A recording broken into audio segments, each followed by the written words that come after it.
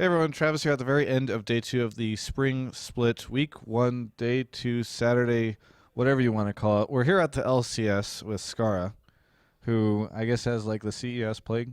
Yeah, I developed another cough going back to Vegas, and it's really killing me right now. I'm hoping I don't cough too much during this interview. What crazy things did you get up to in Vegas that got you this cough? Like, because lots of people do a lot of crazy things in Vegas that could give them a cough. So, I mean, I know you're kind of like the wild guy, Scar. What did you do? I played 3DS for 12 hours, and apparently that was just like the worst thing you can do in Vegas. So you went to Vegas for a couple days, and you just played 3DS the entire time. Let me clarify. I went to Vegas for less than 24 hours. I was there for about 18 hours. During the 18-hour period, I played about 8 hours of Monster Hunter because there's nothing else to do because I forgot a legal uh, ID. And so it was just wait for the event that I was thrown in for, go in. It was a Western Digital Fan Night. And then after the event finished, just go back to my room and sleep and play Monster Hunter. That's all I did. You hang out with Odie? Did he go party? Oh, yeah. Odie was like, yeah, I have a lot of meetings early tomorrow. And I'm like, oh, that means you're going to sleep too, right? He's like, no, I'm going to go gambling. I'm just like, whatever. So I was just like, I just went back to the room and went to sleep. So you guys just beat Coast. I guess as we were discussing before this is Dignitas' first win in several months. So how did you guys manage to beat them? Well, we came in with a strategy we thought we should have used a game earlier. It just turned out that they picked right into it, and we thought it would work extremely well. So we were able to execute it, and we didn't think they would expect like at least the Karthus pick. And I asked Shifter after the game. He's like, "Yeah, I had no idea you played that champ," and it just worked out very well for us. This weekend we got to see you play Katarina. And I was talking to Voyboy earlier because I'm like, are we back in season two? Because he's playing Akali. We got Hot Shot on Italy. You're playing Katarina. Voyboy said that he kind of feels like he might have been the reason why Katarina's coming back. So I'd love to know. 0%. Yeah, 0%. Okay. Why do you say that? Because he's not the inspiration for cat players. I think generally as the season 4 like changes made it so the laning phase is a lot more tolerable, and that's caused a lot of new champions to appear that had like really shitty laning phases, cat being one of them. And so because of that, you're gonna see a lot of random stuff made. Like I feel like especially for mid lane, if you're good at the champion and you want to play it, you can fit it somewhere, anywhere. Like I'm anywhere as long as you can play it and your team can work around it. So you had the privilege to play against Hotshot GG yesterday in the mid lane. Love to sort of know how that felt, going up against the risen god. I thought the game was ours. I thought we just were played so badly, and so yeah. There's not much to say. Like for instance, the game started out 7 minutes into the game, I hit one under perfect CS, and Hotshot was down 7 CS. So off that point, I was like, I'm doing really good in lane. Just off the CS wise, I wasn't able to pressure him unfortunately because Cat doesn't really hit her pressure point until at like five plus in that matchup. And I just wasn't able to solo kill him because he played really, really safe. We ended up roaming 4-man bottom, got a gank, and got a flash in the support. Like, we played the early game really, really well. We just let them siege us for like 10 minutes straight without engaging, and that's really where we fell into a gutter. And so we after that game, we are just like, look, we should have engaged more. There's not really much to talk about.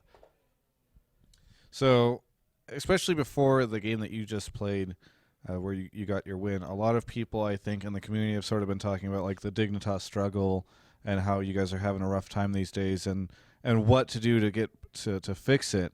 Do you think that the roster that you have right now and like the setup that you have right now is going to be able to sort of lift you out of that slump?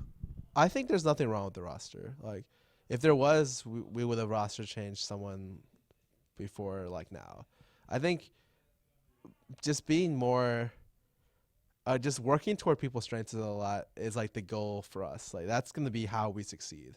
And so we tried to do like weird picks. Like we tried to mix it up the last couple of weeks and just work on just like random stuff and just to see what works and what doesn't. And so you saw me go back to Karthus. This is a champion that I'm historically known for, like almost 2 seasons ago. Right. And I think a lot of people slept on that champ. Like I don't think anyone really realizes that Karthus is actually insane right now. Or maybe not insane, but he's definitely viable. And with especially because I just told you that any champ is viable right now if you want to put in time. I think that we're just going to see a lot of interesting picks from not only our team but teams like Curse and teams that are willing to just like break the mold. So I remember that we discussed last year at some point in time in some random interview that we did. You mentioned that you feel as though you and other members of the team take losses harder than anyone. Like you just take the losses really hard. Obviously, you've had several recently.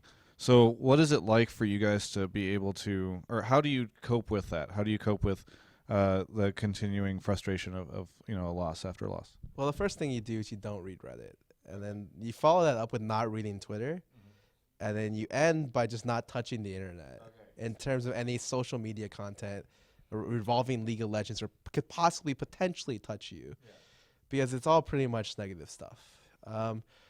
The only people you should be looking to if you play this game professionally is yourself, your teammates. It's just people you respect, which should be yourself, your teammates, like your coaches, analysts, like Earl, manager, Odie, like anyone else you respect. That should be in a close circle, and that's all that should matter to you. Everything else, you should just look look, you had a bad game, or like you just look to see what went wrong, and then try to improve on that. Like if I dwelled on every loss, that like too much, it would impact my future games as well as just like the general mindset is really bad if you dwell on losses. For instance, I couldn't have played Karth this well if I dwelled on the game before because Bjergsen like shit stomped me into the ground, right? That was a game where I single-handedly lost the game for my team. And I can acknowledge that, and it sucks. Like it's terrible, but I'm not gonna dwell on that. Like I have another game to play. Like my team needs me for the next game, and so as a pro, you always have to look ahead and not look toward random stuff, random flaming comments you're gonna get, just cause. Yeah. So we've seen Kiwi Kid move into the support position, and uh, I'm curious what you think of his ability so far in that. Because earlier today we saw a Annie ult that was questionable around the mid lane from him. It was a little rough. I know what you mean. He missed the flash annual, and sure that sucks. But I played terribly that game, so I can't criticize. I think definitely him and Crumbs are the only reason, or like the main reasons why we won against Coast is because they control the pace of the game. And so I feel like however bad he may have played in that earlier game, he made up for it by a large amount during the second game. And same for other people. Like I don't feel like one bad performance or like one bad ulti should be like too criticized because there's always chances for more plays. And like I said before, you can't really dwell on stuff like that. So Alliance, you guys lost to them pretty handedly in Battle of the Atlantic. I'm curious if you cursed them whenever you lost to not win, because they seemed to struggle over in Europe this past week. They didn't get any wins. So I was wondering if that was like the Scarra curse. I think they're good players. Like, I just think they need more time. Right now, it feels like their team is looking to just hope for stuff to happen. Like they're hoping that their end game closes up. They're hoping that the holes decrease. And rather than hope, I feel like they should just get another person. Like I feel like they having like a coach would benefit that team more than anyone else because the actual innate talent in that team is very high. And I don't think they need our help with the curse because we won a game and they are still looking for theirs. And I feel like they will easily get theirs next week. But this week was not the week for Alliance and not for us either. We're not doing that great. So you can neither confirm nor deny a curse. Sure, we'll go with that. Other than that, how's the rest of the stuff going with the team? How you guys living together these days? Cutie Pie doing his streaming stuff. I heard that he and Kiwi Kid are like doing a tango together or something. I don't know if you heard that because you had your headphones on, but did you see that segment? I didn't hear that, but we got something special planned for when Bot lane has devised the thing that happens when they get first blood, and that didn't happen this game, but they got something special prepared for the cameras and for the fans when they get it. Can you give us any hints at what that involves? Absolutely not. It would ruin the surprise. Is there nudity? No. Well, I guess a lot of people are going to be disappointed. I'm sorry, Travis. Rough times at the LCS. Finally, how does it feel to be back at the start of this year? Back in the studio, hanging out with people, laughing at Double Lift, those kind of things? It's great, especially the last part. But no, like It's great. I love playing the game. Playing the game is my not my sole enjoyment, but one of the biggest enjoyments in my life right now. Um, and sure, the losses suck. Like losses are terrible, but we're hoping to just learn from our losses and go into our final game against C9 as well as the next up and coming weeks with a fresh mindset and just cleaner and cleaner play. Hey, I almost forgot to ask. Everybody here is getting their own like locker room, team room kind of deals. Oh. Yeah. It's so nice. Like having your own room, like being able to like do whatever you want is really nice. Also, it's so weird because we did not have to expect each individual room to have a shower.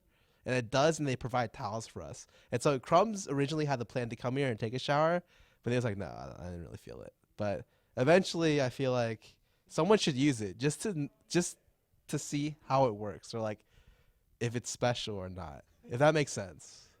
I mean, we could do an interview from the shower if you'd like at some point in time.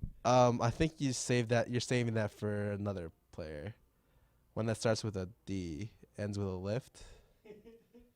Starts with a D, ends with a lift. You gonna decorate your locker room at all, or your team room? He can give you the D as well. all right.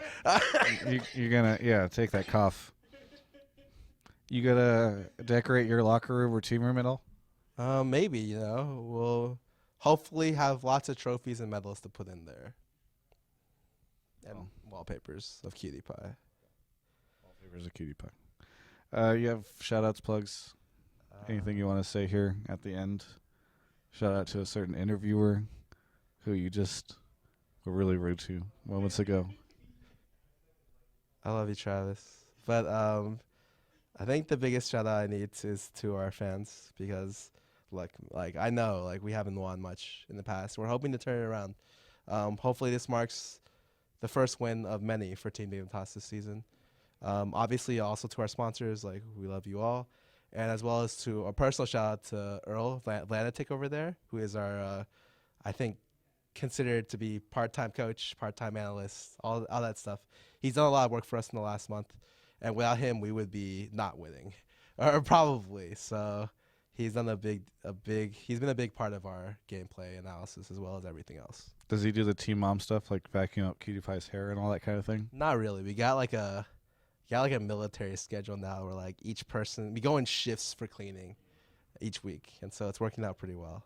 Does Cutie Pie's girl end up like cleaning too or helping out or anything like that? Yeah, but mainly she just yells at Cutie. Which is great. That's the reason why she's there. You can check out the rest of our coverage of Cutie Pie's girlfriend yelling at him and more at ongamers.com.